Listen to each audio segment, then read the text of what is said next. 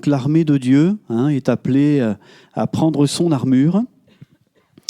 Savez-vous quel homme dans la Bible est allé au combat sans armure ? C'est David face au géant Goliath. Vous vous souvenez, Samuel 17. C'est toujours très intéressant aussi de voir ce que Dieu a pu faire avec un petit. Voilà, celui qu'on méprisait, celui qu'on mettait derrière les bagages. Dieu s'en est servi pour sauver son peuple et son armée, qui était figé sur place, qui était intimidé, arrêté par la peur. On en parlait la semaine dernière. Et ce petit David est arrivé, lui, il n'avait pas forcément une armure, mais il était bien équipé, croyez-moi. Il était bien équipé bien de la présence de Dieu, de l'autorité, de la fermeté, et puis aussi de l'audace, de la foi. Amen. On va faire 2 lectures dans Deutéronome, chapitre 20. Deutéronome, chapitre 20, verset 1er. Voilà, hop là. Je cherche mes textes. Voilà, Deutéronome, chapitre 20, verset 1er. Lorsque tu iras à la guerre contre tes ennemis et que tu verras des chevaux, des chars et un peuple plus nombreux que toi, tu ne les craindras point, car l'Éternel ton Dieu qui t'a fait monter du pays d'Égypte est avec toi. À l'approche du combat, le sacrificateur s'avancera et parlera au peuple. Il leur dira, écoute Israël, vous allez aujourd'hui livrer bataille à vos ennemis, que votre cœur ne se trouble point, soyez sans crainte et que vous effrayez pas, ne vous épouvantez pas devant eux, car l'Éternel, votre Dieu, marche avec vous pour combattre vos ennemis et pour vous sauver. Amen. Écoute Israël, nous rappelle les commandements. Mais là, dans une autre approche et dans un autre moment, tel qu'un combat, tel que devant le camp de l'armée, le camp de l'adversité, qui devient tellement oppressant, une présence tellement peuplée, une présence qui est tellement répandue devant le peuple de Dieu, il devait y avoir des mots d'ordre, des mots d'encouragement, des mots qui convenaient aux soldats avant qu'ils ne livrent combat et qu'ils ne livrent la guerre. Vous vous rendez compte ? Dieu veille. Je crois aussi que Dieu a toujours une parole à propos. Il sait ce qui va se gâter, c'est ce qui va se compliquer, c'est ce qui va être peut-être plus facile. Et comme quoi et comme il le faisait, et il savait rassurer. Ça peut arriver d'avoir une parole parfois à propos le matin. On médite la parole de Dieu, on est en prière, et il s'avère que le Seigneur savait déjà toutes choses. Il est le grand chef de l'armée de l'Éternel, il est celui qui a une vue d'avance. Il a un coup d'avance, on pourrait dire. Il sait toutes choses d'avance. Et merci Seigneur de pouvoir laisser calmer nos peurs, nos agitations et nous permettre d'être rassurés. Alléluia. On va prendre un autre texte, 2 Chroniques, chapitre 18. Voilà, on va sur un front là aussi. 2 Chroniques, chapitre 18. Versets 28 à 34. Le roi d'Israël et Josaphat, roi de Juda, montèrent à Ramoth en Galade. Le roi d'Israël dit à Josaphat, « Je veux me déguiser pour aller au combat. Mets-toi, revêt de tes habits. » Et le roi d'Israël se déguisa, ils allèrent au combat. Le roi de Syrie avait donné cet ordre au chef de ses chars, « Vous n'attaquerez ni petit ni grand, mais vous attaquerez seulement le roi d'Israël. » Quand les chefs des chars aperçurent Josaphat, ils dirent « C'est le roi d'Israël ». Ils l'entourèrent pour l'attaquer.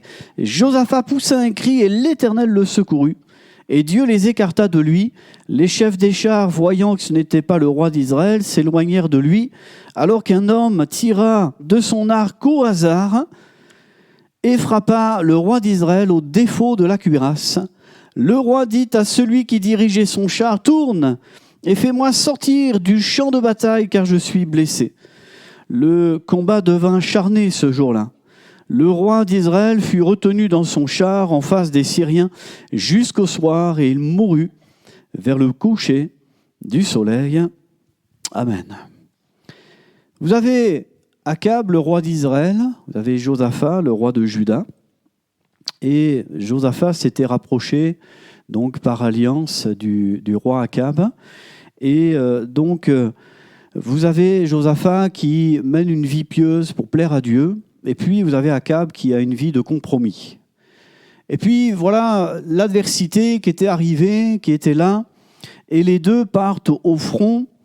Et puis, vous en avez un qui se prépare, qui semble correspondre au roi d'Israël. C'est le roi de Juda. Il part dans le char et ils vont le poursuivre. Il semblerait que c'est lui. Et puis, l'autre, Akab, lui, va au front. Lui, il s'est déguisé. Alors, je ne sais pas si c'était un bal costumé ou s'il sortait d'une certaine fête.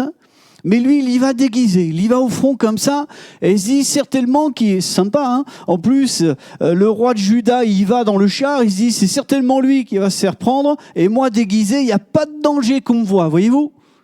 Et puis, ils y vont au front comme cela, et ils arrivent devant le char de Josaphat et se rendent compte qu'en fait, c'est pas celui qu'ils cherchent. Ils n'avaient que pour but de tuer le roi d'Israël. C'était Akab. Et donc, leur but étant atteint, ils approchent au char et puis ils regardent, mais en fait, c'est pas celui qu'on cherche. On s'est trompé. Et puis, celui qui était recherché, lui, il baignait dans tout ce qui servait à faire semblant, des apparences, le costume, etc. Et puis, il pensait être tiré d'affaire. Et voilà, quelqu'un tire une flèche, paf! On a dit au hasard. Mais paf! Comme par hasard, elle tombe dans le défaut de la cuirasse. Oh ben mince alors! Vous vous rendez compte? C'est vraiment triste. C'est vraiment dommage. Parce qu'il serait tourné un petit peu, ça pouvait ne pas lui tomber dessus. Mais voyez-vous, je crois que Dieu est un Dieu qui sait tout ce qui se passe. Dieu voit tout ce qui se passe. Et c'est sûr que quand on parle de la guerre, nous sommes conscients qu'il y a des combats et des enjeux qui sont évidemment dangereux. Et lui, il va au front déguisé. La vie est pleine de sens où il ne faut pas les prendre à l'envers. Et il y a des réalités qui sont des enjeux, parfois on n'imagine pas. Et puis le combat, bien sûr, hein, ce n'est pas des consoles de jeux vidéo en ligne. Hein. Là, c'est du vrai, hein, c'est du vrai, c'est des enjeux spirituels et puis des enjeux physiques. Et nous avions, juste avant, il y avait quand même eu, il y avait le prophète Michée qui avait parlé. Et il y avait des faux prophètes qui avaient encensé Akab pour lui dire « Il n'y a pas de problème, vas-y, tu auras la victoire, il n'y a pas de problème, tout ira bien, tu verras, tu peux même y aller déguisé, tu peux y aller faire la mascarade, tu peux faire le poltron sur le champ de bataille, tu verras, tout ira bien pour toi. » Puis Michel, lui, quand il est arrivé, il avait justement une autre parole. Puis Akab avait dit « Mais ce prophète-là, il a toujours quelque chose de mauvais à dire. » Il y a toujours quelque chose qui ne correspond pas. Ce n'est pas une bonne parole. Ne l'écoute pas. Alors on va lui demander, et puis on va chercher vraiment à voir la pensée. Et puis Michée va le dire, que sur le front, tout le monde va être dispersé. Le roi va être tué. Mais en fait, ils avaient écouté le faux prophète. Alors c'est un grand problème de savoir que nous avons Akab qui se plaît d'aller au combat avec une fausse parole, et puis il y va aussi avec des enjeux qui sont pas réalistes. Il a été déguisé, et puis justement il a été touché par cette flèche de l'ennemi, la flèche, on pourrait dire, de la désobéissance. Le compromis était caché jusqu'alors, mais il sera rendu évident, il sera rendu propice, et malheureux, ça finira mal pour lui, malgré tout son cinéma. Malgré toutes ces belles apparences, il a été touché en plein mille. Et je crois que si on se cache de Dieu, Dieu nous voit. La Bible dit quoi? Dieu lit dans nos cœurs comme dans un livre ouvert. On peut être encensé de paroles qui ne sont pas les paroles de Dieu. Faut-il qu'on veuille entendre les paroles de Dieu?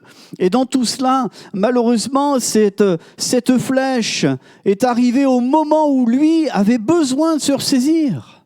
Il avait besoin de saisir que Dieu voulait quelque chose d'autre pour lui, mais il s'acharnait, il fonçait, tête baissée, il faisait comme si tout allait bien, il faisait comme si qu'il s'en tirait comme les autres fois. Alors on en connaît des textes comme ça. Alors c'est vrai, on ne triche pas, on ne joue pas avec Dieu. Ce texte nous le montre bien, et c'est une réalité vraiment qui doit nous alerter, parce que Dieu sait où on en est ce matin. On pense s'en tirer, et justement ça peut faire mal là où on pensait le moins. Donc que Dieu nous fasse grâce. Cela nous montre que dans la vie, oui, nous avons besoin vraiment de saisir que le Seigneur veut nous parler. Alors, dans bon nombre de textes, nous avons des éléments qui nous montrent qu'il y a la guerre physique, combat spirituel. Et dans l'Ancien Testament, nous avons aussi des guerres réelles, hein, de tout ce qui s'est passé, entre autres. Nous en avons un épisode, et puis il y avait des promesses de conquérants. J'ai noté Exode 15, 3, et dit « L'Éternel est un vaillant guerrier, son nom est l'Éternel ». Le psaume 24, 8 dit « Qui est ce roi de gloire ? L'Éternel fort et puissant, l'Éternel puissant dans les combats ».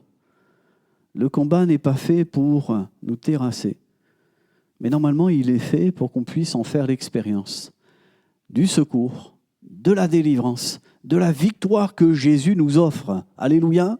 Le but, c'est pas d'y aller déguisé, c'est d'y aller vraiment avec le secours, les armes, avec tout ce que le Seigneur veut nous donner dans sa fidélité, dans sa bonté. Amen. C'est vrai que le psaume 33, 16 nous dit « Ce n'est pas une grande armée qui sauve le roi, ce n'est pas une grande force qui délivre le héros. Le cheval est impuissant pour assurer le salut et toute sa vigueur ne donne pas la délivrance. » Amen. Un peu comme David et Goliath. C'était pas l'armée, c'était pas le cheval, tout cela qui donnait la délivrance, mais c'est notre Dieu qui donne la délivrance. Jésus a été le seul contre tous, seul abandonné de tous, le seul qui a accepté d'aller, qui a donné sa vie. Et c'est par le seul nom de Jésus que nous sommes sauvés. C'est le seul nom de Jésus qui nous permet de saisir la vérité du royaume de Dieu, des enjeux, des combats, des réalités qui sont les nôtres, de pouvoir dire « Mais Seigneur, mais c'est pas nous qui avons fait quelque chose. C'est toi qui es venu en personne. Toi et toi seul, tu es venu pour pouvoir nous sauver. Jésus, c'est le seul qui vient et qui fait grâce. Amen. Oh, merci Seigneur. Oui, c'est vrai que Dieu ne tient pas compte des temps d'ignorance. Mais il annonce maintenant à tous les hommes en tout lieu qu'ils ont à se repentir, parce qu'il a fixé un jour où il jugera le monde selon sa justice, par l'homme qu'il a désigné. Alléluia, et dont il a donné à tous une preuve certaine en le ressuscitant des morts. Merci Seigneur. Amen. Alléluia. Oui, nous voyons dans l'Ancien Testament et le Nouveau Testament, il y a de ces réalités. Et puis, on bascule dans le Nouveau Testament, il y a l'apôtre Paul qui parle au jeune Timothée, lui disant que eh bien, la vie chrétienne est une réalité avec des enjeux de guerre spirituelle, gagner du terrain, gagner peut-être des âmes, de pouvoir s'investir dans le ministère, dans le combat peut-être spirituel, aux côtés de persécutés, de personnes qui vivent des difficultés, des cauchemars, qui vivent des réalités qui nous dépassent. C'est qu'il y a besoin d'une intervention, c'est l'intervention du Sauveur. Et il voulait que le jeune Timothée réalise qu'il y a une bataille difficile et qu'il doit se préparer, il doit avancer, il doit se donner tout entier pour voir le secours que le Seigneur veut donner, lui qui a promis d'être avec nous tous les jours jusqu'à la fin du monde. Alors, d'une certaine manière, Paul donne à Timothée le pactage du soldat.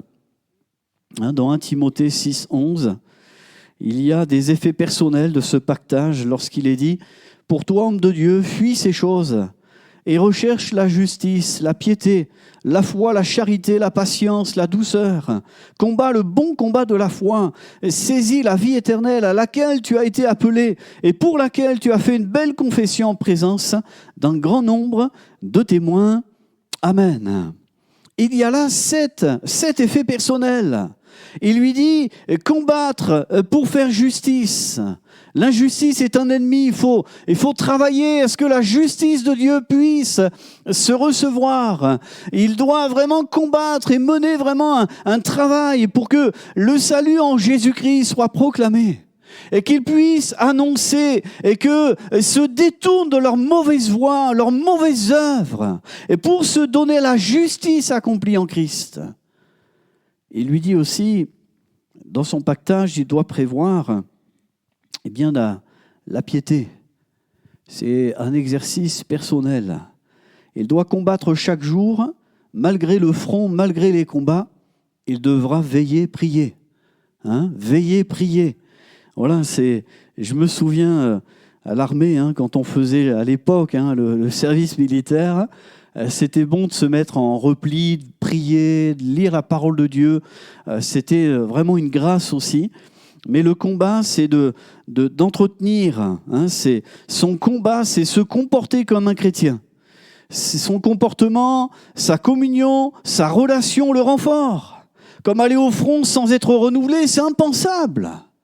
C'est impensable de partir chaque matin sans être dans la communion de Dieu, sans être dans la relation intime avec le Sauveur. C'est lui qui va te sauver, c'est lui qui va t'aider, c'est lui qui va te prendre par la main. Mais si tu ne le fais pas, comment il va le faire? Et nous savons que sa présence nous est vraiment nécessaire. Son pactage aussi, c'est combattre le bon combat de la foi.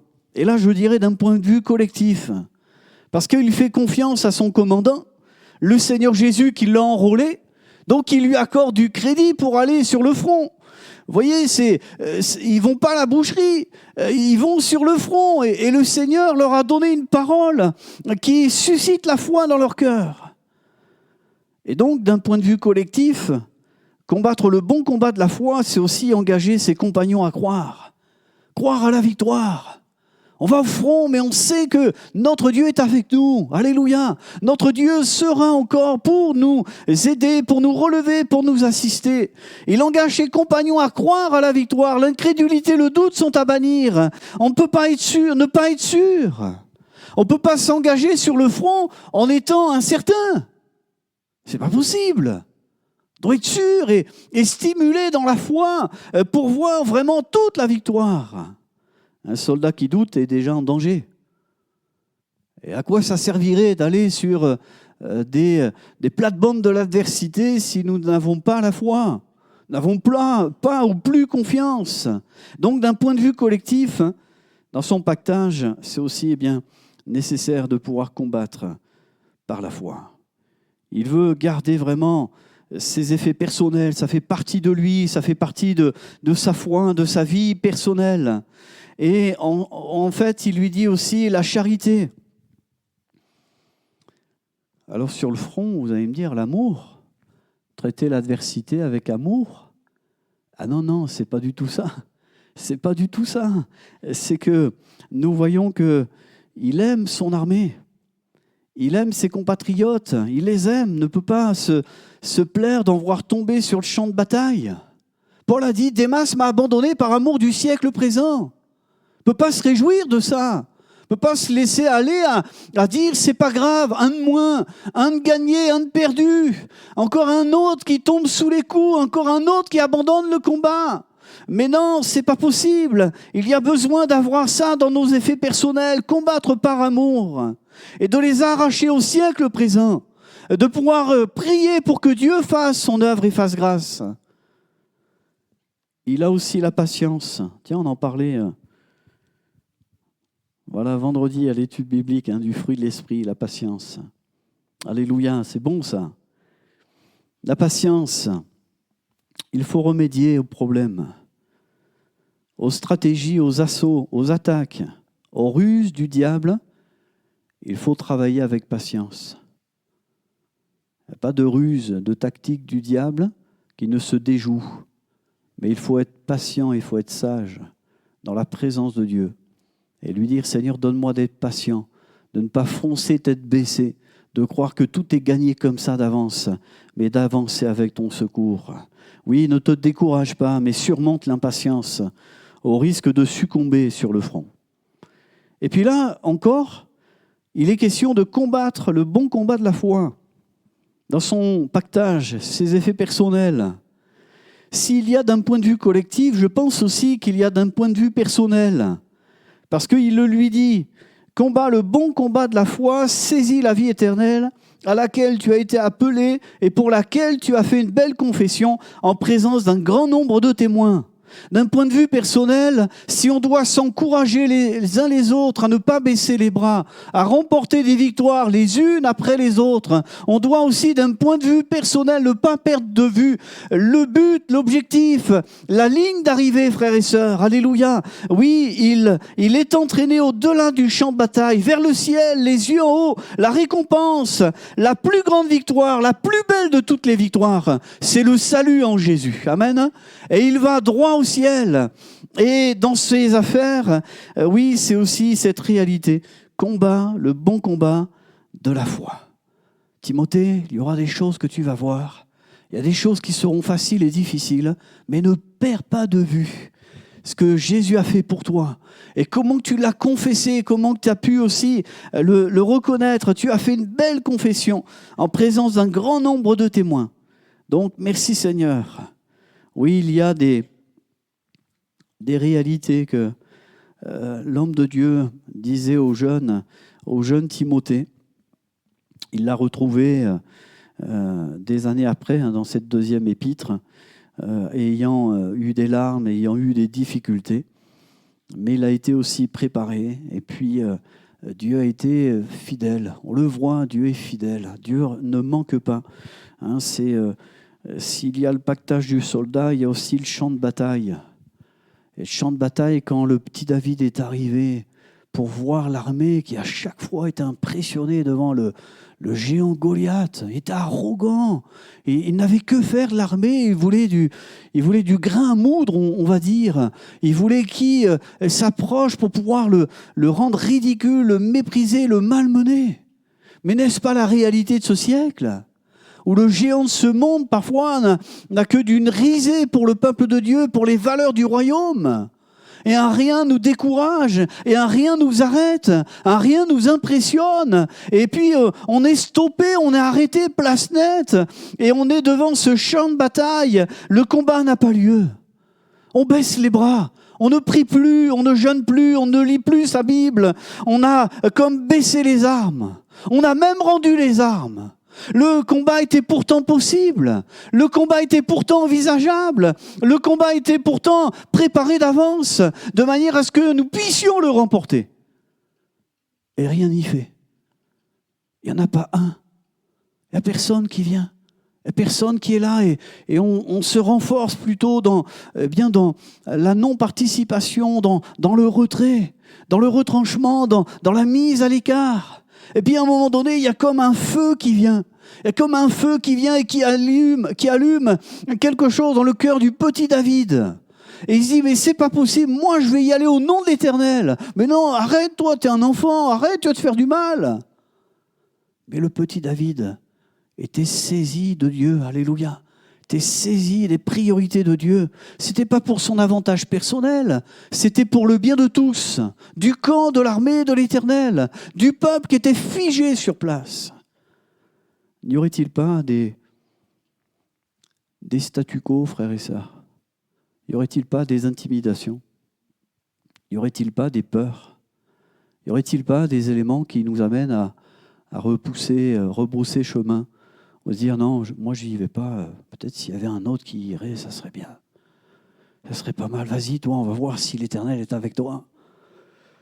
Alors on a vraiment besoin, frères et sœurs, oui, de réaliser qu'il y a un champ de bataille. Et on le sait bien que le champ de bataille, c'est pas la cour de récré, c'est pas toujours forcément facile.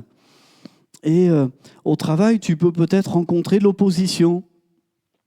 Et on attend de voir comment tu vas te comporter. On te pique, on te titille. On y va exprès. On enclenche des choses pour t'amener à prendre une position et puis te sortir de tes gonds. Alors, vous allez dire, le pasteur, il a dit, il faut être soldat. Moi, j'y vais, j'attaque. Non, c'est pas ça. C'est d'avoir des valeurs.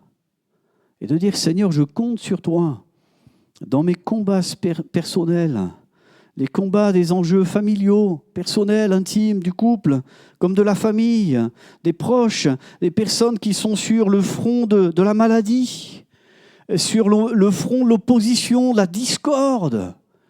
Il faut voir le champ de bataille, c'est plus des réunions de famille, c'est des champs de bataille, c'est des moments parfois, ça devient à couteau tiré. Que Dieu fasse grâce, que Dieu fasse son œuvre. Oui, souviens-toi que le Seigneur veut être avec toi.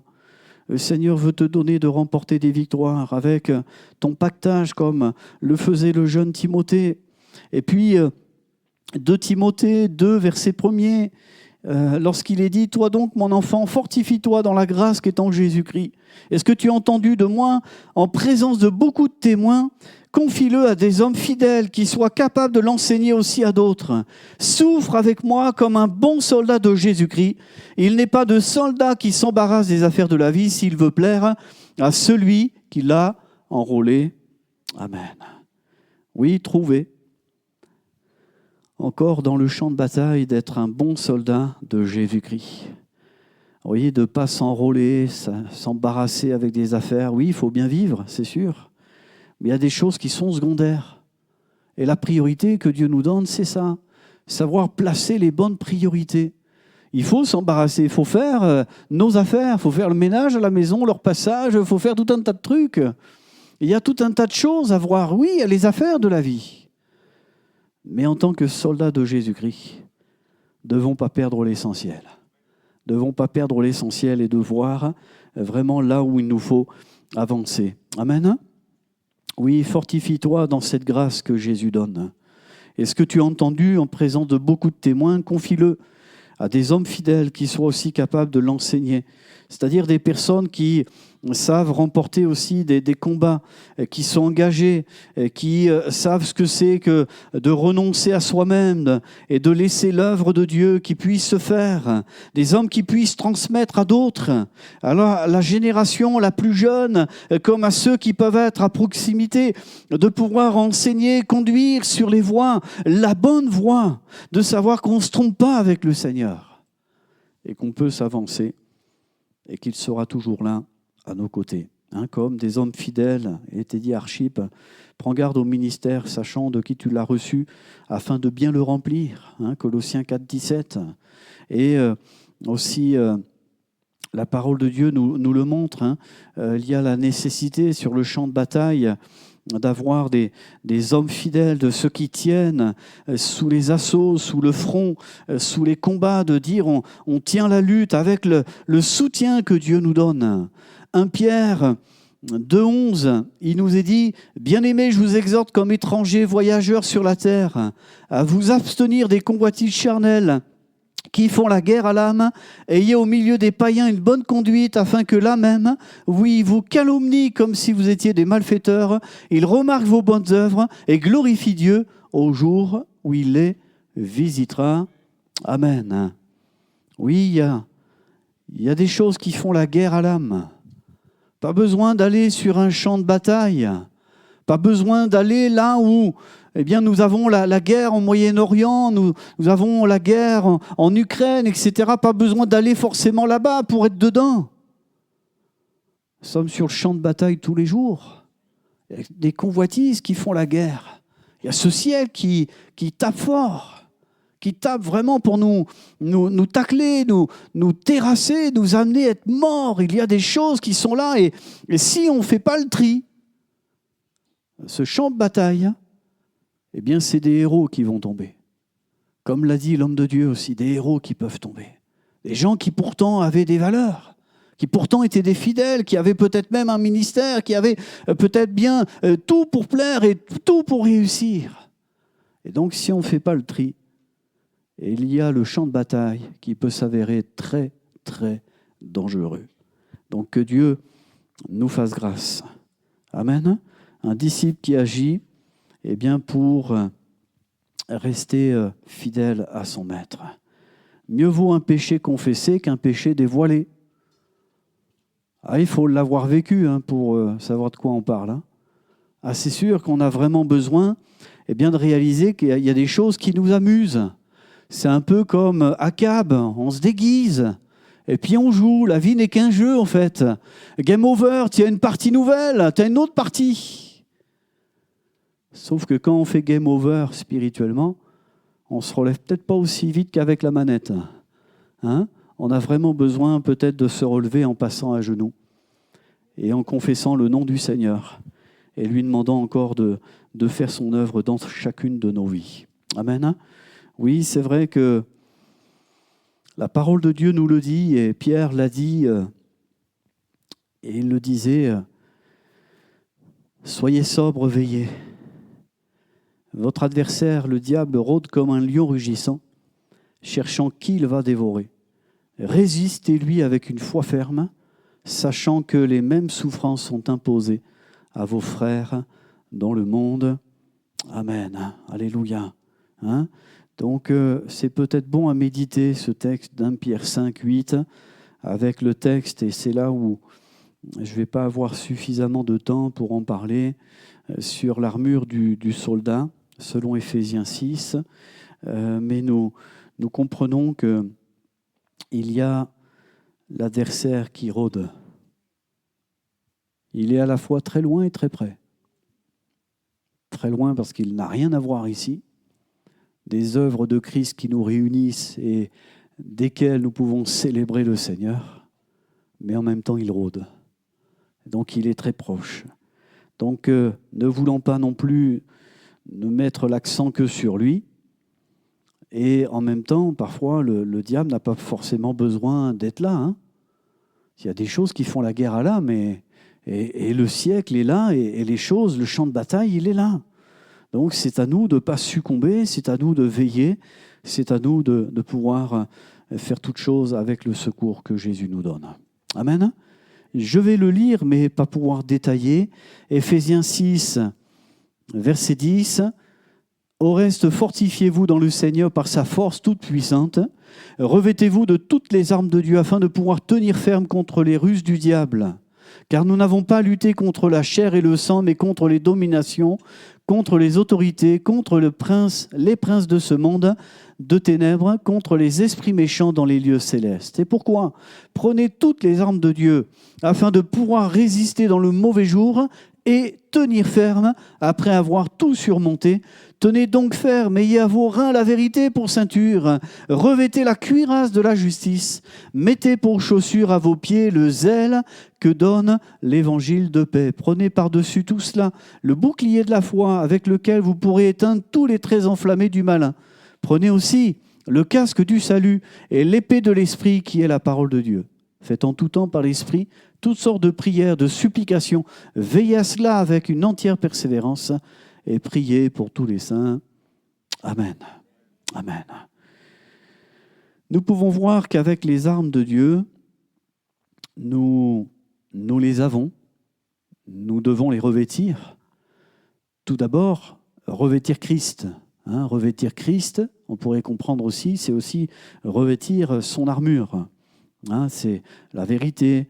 Donc Jésus, le chemin, la vérité, la vie, la cuirasse de la justice, le zèle, le bouclier de la foi, le casque du salut, l'épée de l'esprit qui est la parole de Dieu. Revêtir Christ, dépendre de Christ, c'est aussi avoir de quoi se protéger. C'est de savoir que le Seigneur peut nous garder. Et puis on n'y va pas pour se déguiser au front comme Akab et qui lui va être pris au défaut de la cuirasse, pile vraiment à ce moment-là. Mais le Seigneur, lorsqu'il nous protège, il nous protège bien. Amen. Donc, que Dieu soit béni, que Dieu nous fortifie, que Dieu nous garde et nous puissions revêtir de ses armes, nous puissions tenir ferme, nous puissions avancer et nous maintenir dans la victoire que Jésus nous a donnée. Alléluia. Prions le Seigneur ensemble. Nous te bénissons ce matin. Seigneur, nous trouverons en toi le moyen, l'occasion d'avancer. D'avancer, ce n'est pas par nous-mêmes que nous pouvons faire quoi que ce soit, mais toi, Seigneur, tu es bien là et bien présent pour nous aider, pour nous équiper, pour nous revêtir. Oui, c'est vrai qu'il y a des enjeux, des combats qui sont évidemment dangereux, Seigneur, et nous te prions de nous revêtir de toi. Nous voulons avoir de ce pactage, nous voulons conduire et tenir nos vies pour être agréable. Seigneur, merci. Merci de prendre en main nos vies. Nous voulons regarder à ta victoire. Nous voulons te remercier d'avoir tout accompli pour nous. Tu as été bien le seul et celui qui a connu l'abandon de tous. Mais c'est toi qui viens au-devant de notre détresse, de notre misère, de nos péchés. C'est toi qui rends nos vies fragiles en des vies qui peuvent prendre des victoires, saisir ton secours. Merci Seigneur d'être là. Nous prions que tu fasses grâce et nous prions que tu te plaises, oui, d'être à l'œuvre et d'opérer encore de ton soutien, de ta force, de ta fidélité. Seigneur, nous te bénissons dans le beau nom de Jésus. Alléluia.